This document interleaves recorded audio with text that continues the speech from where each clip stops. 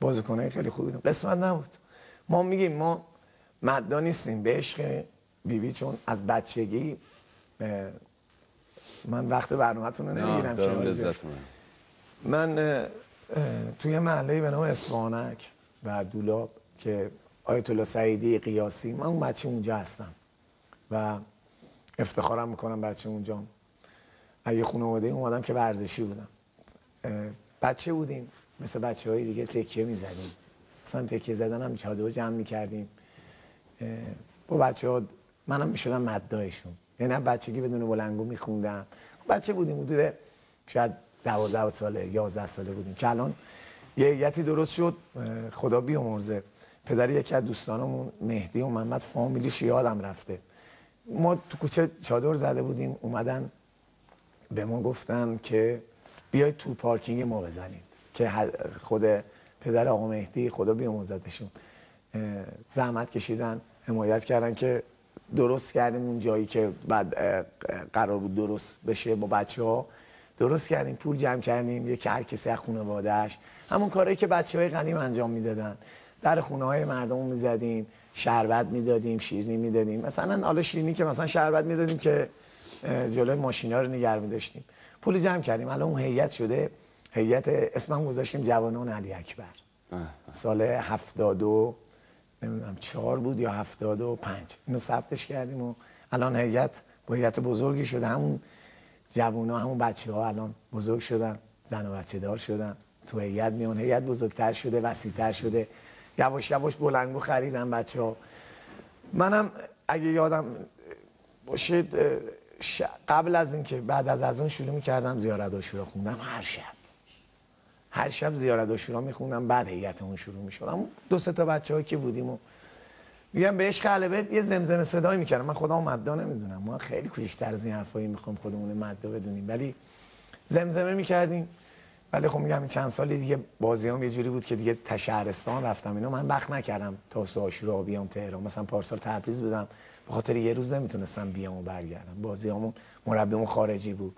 بعد سالایی هم که تو سپاهان بودم مربیامون خارجی بودن و یه هیئت هم به نام هیئت موسی بن جعفر، هیئت خانساری‌های موقع مرکز که همه سید هستن و بچگی پدرم عموم بانی اون هیئت بودن، با بزرگم آقای اسماعیل کاتبی بانی اون هیئت بودن، عموم که حاج داوود 3 ساله‌ای بودن، پدرم حاج صدری اصغر 3 ساله، اینا بانیای اون هیئت بودن. بچگی یادم میاد زنجیر میگرفتیم میرفتم اونجا زنجیر میزدم و تو همون هیئت هم بعضی موقع زمزمه‌ای میکنم، ولی خودم مددا نمیدونم. الان دوست داری زمزمه کنی یه چند بیتی؟ هر جور شما راحتی، مشکل نداره. آره. ببخشید. السلام علیک یا ابا عبدالله و علی الارواح التي حلت بفنائک.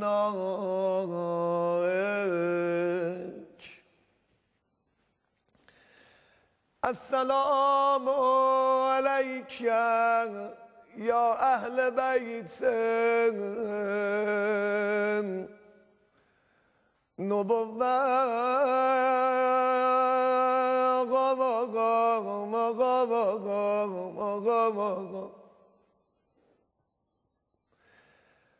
استغفر الله الذي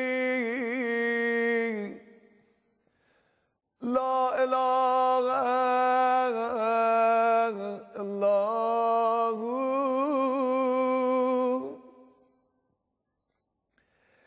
الحي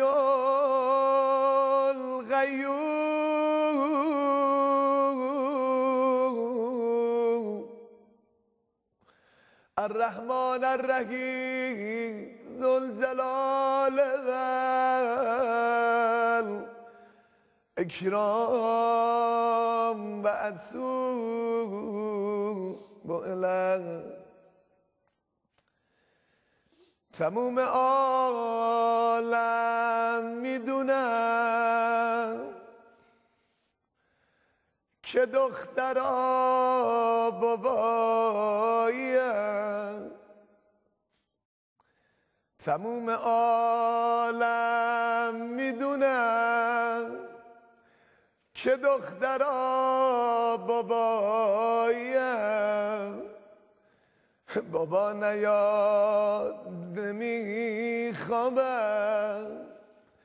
منتظر لالایم، منتظر لالایم. بابا دیگه نمیگم بابا جون، برام یه گوشواره بخر، فقط یه آرزو دارم، منم ببر، منم ببر. لا لا لا لا لا لا لا لا، اما اینجوری بگی لا لا لا لا لا لا لا لا. باباش میاد، باباش میاد، صدای کفش پاش میاد. لا لا لا لا لا لا لا لا. عمریست ز هجران تو من حوصله کردم، از داغ فراق تو به یزدان گله کردم. یبن الحسن آقای خوبم، آقا مقام، آقا مقام، مقام، آقا مقام، آقا مقام، مقام، آقا مقام، آقا مقام، آقام. یا علی مدد، یا علی، یا علی.